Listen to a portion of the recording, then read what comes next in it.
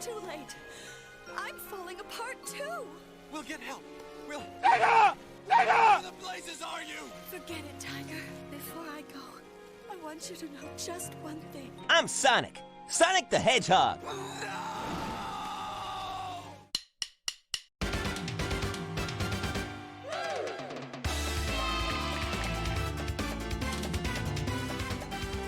Sonic Origins is a brand new compilation title that features the 4 classic Sonic the Hedgehog games, Sonic 1, Sonic CD, Sonic 2, and Sonic 3 and Knuckles. Not only are they available to be played in their original 4x3 states via the Christian Whitehead remasters and the brand new Sonic 3 and Knuckles remaster completed by Headcanon, but they're also available to be played widescreen in Anniversary mode. There are several other additions like a story mode featuring brand new animations that tie the adventures together, missions to complete, and the option to play as Sonic, Tails, and Knuckles in each game, except for CD, which lacks Knuckles. However, with this upcoming compilation, some new criticisms of Sega has been raised. Sega's being quite greedy by locking away minor extras behind the digital deluxe edition, costing an extra $5. The soundtrack of a few other titles, including Sonic Spinball and Knuckle Chaotix, are featured in the game's sound test, even though they aren't part of the collection, at least to our current knowledge. Though including their scores is nice, it also points out how prior collections of Sonic Adventure DX boasted a greater number of titles. However, the biggest problem that has arisen from Origins' impending release is the announced delisting of Sonic 1, Sonic 2, Sonic CD, and Sonic 3 from console and PC platforms on May 20th. As stated on the Japanese Sonic Channel website, on May 20th, these Sonic games are being delisted. Sonic the Hedgehog 1, Sonic 2, Sonic 3, and Sonic Knuckles for Xbox 360, Sonic the Hedgehog 1 and 2 for PlayStation 3, Sonic the Hedgehog 1 on PS Now, and finally Sonic the Hedgehog 1, 2, and 3 and Knuckles on Steam. Hey, just wanted to do a quick update just so that the information in this video is accurate. Sonic 1 and Sonic 2 for Xbox 360 in Japan are no longer being delisted. They updated their list on May 16th. So yeah, for Sonic 1 and 2, you don't have to worry about those being delisted. For Xbox 360 in Japan, maybe in US as well, but I'm not completely sure. But in Japan, definitely as they updated that list. So sorry about that. If you noticed, Sonic CD isn't being touched at all on this list, and that's because it isn't available in Japan on PSN and Xbox. But, as stated by Sega Forever's Twitter account, 1, 2, and CD are staying on mobile, which implies CD's console and Steam version are possibly being listed as well. But you can't do this to me. You know how much I sacrificed? Now, usually I would agree that the replacing or delisting of video games is a bad thing. It disallows newer fans from being able to legally access and enjoy the games and support the devs. In some cases like the GTA Trilogy Definitive Edition, the replacement ends up sucking. Additionally, in the cases of Scott Pilgrim, before its re-release, and PT, it creates an upsurge in pricing and limitation if anyone just wants to give the game a try, either through secondhand selling or something like limited run games taking advantage of the situation. The reason why my mindset differs is not only due to a small amount of precedence, but also due to the numerous times Sega has made these titles, to varying degrees, available with a variety of ways to play and access them. To begin, let's start with what I believe is Sega's perspective and intent in doing so. If you remember, the 2009 mobile version of Sonic the Hedgehog on iOS was replaced by a new version, the 2013 Christian Whitehead remake. In terms of fan reception, it's seen as one of the best versions of the game. This version, as well as the Christian Whitehead Retro Engine version of Sonic 2 and CD, are the versions that are featured in Sonic Origins.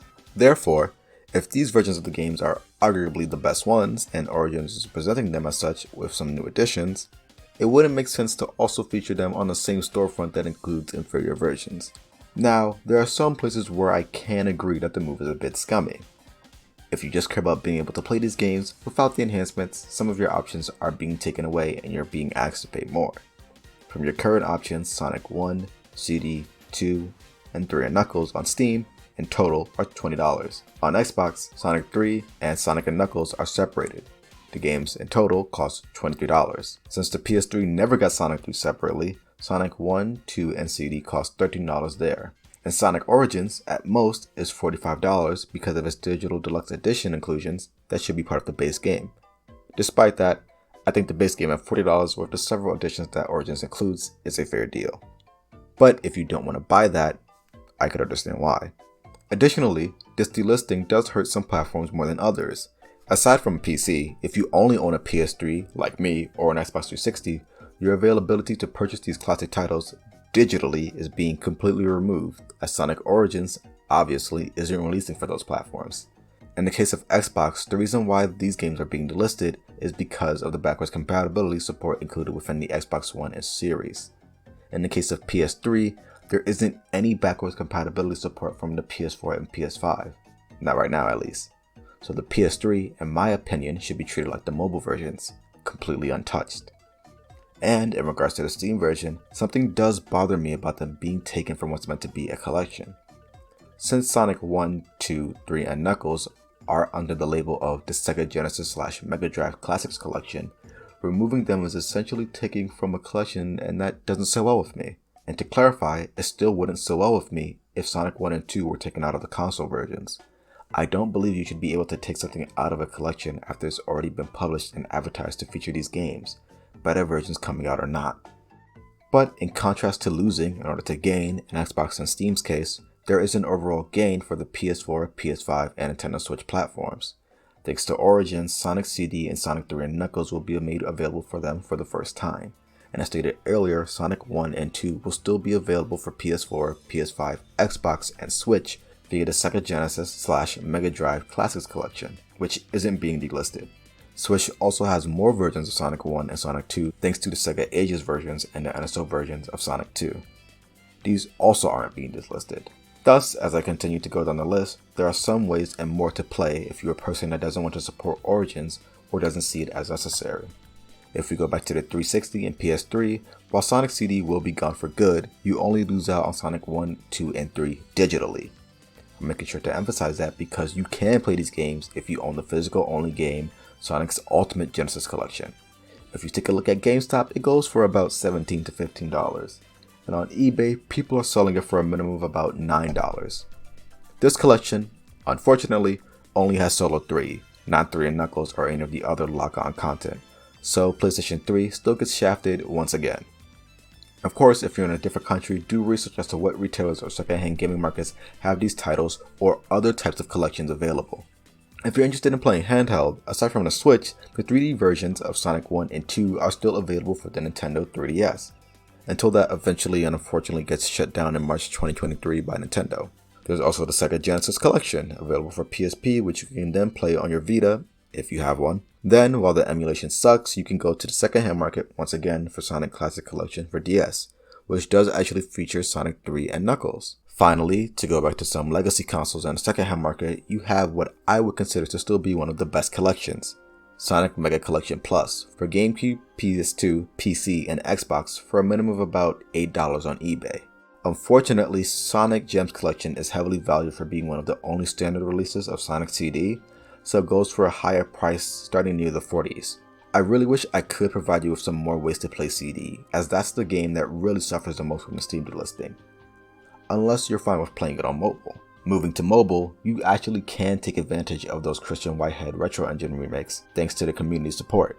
If you have a smartphone, you can get those versions of Sonic 1 and 2 and bring them forward to the PC thanks to the decompiler guide that I'll link in the description, along with where you can get the other games I listed via secondhand. Now, you might be saying, hey, you're calling for the usage of mods. And you're right, I am. Given Sega's knowledge and lack of interference, let alone the support of the annual Sonic fan game and modding exhibits like Sage, the Sonic hacking contest, and the fact that modders and fan game devs have been hired to work on the series officially, Sega is plenty well aware of these things and has made zero effort to put a stop to them. So, if Sega is alright with it now, it should be fine for you to take advantage of such abilities. You can't do that.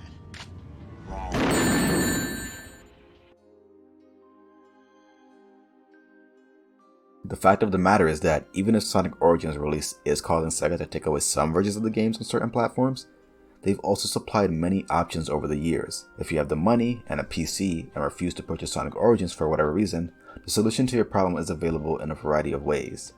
Personally, I'm not going to bother doing any of these because I'm a Sonic fan and I already own these games. I also imagine that many of you do as well. But despite that, I still want Sonic Origins because I recognize it as a new, easily available, and enhanced way to play these titles, so I'm absolutely fine with paying for it. if you do want to purchase Origins but don't want to shell out $40 or $45, then check Fanatical, where the collection is already on pre-order sale for $32 or $36. And if $32 to $36 is still too much for you, which is fine, then use what you do have right now to buy these titles while they're still available, because adding them all to your cart and pressing purchase is even cheaper. But if you're looking to purchase these games digitally and separately, you've got 4 days left. And if you don't care to buy these games, well, you can keep downloading and emulating ROMs on your own. I don't do it unless I have to, but I sure can't stop you from doing it.